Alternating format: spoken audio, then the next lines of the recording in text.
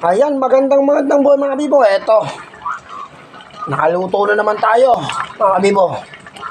Ayan, adobong galunggong. Ayan, mga kabibo, inadobo ko naman yung galunggong, binalot ko sa daon ng saging mga kabibo. Kaya naman ngayon, ang menu natin mga kabibo. Alright na yan. Ayan, siling verde oh. Maya-maya ko na ilalagay yan mga kabibo. Yan, adobong galunggong naman tayo. Alright na yan. Malapit na yan maluto. Pero papatuyo-tuyuin ko muna ng konti. At bubuhusan ko ng konti mantika yan mga kabibo. Op, dito sa kabila. Uy! Ulo ng manok mga kabibo. Sa aso ko yan. Mga kabibo. Yung aso kong American Bully. Papakain ko yan.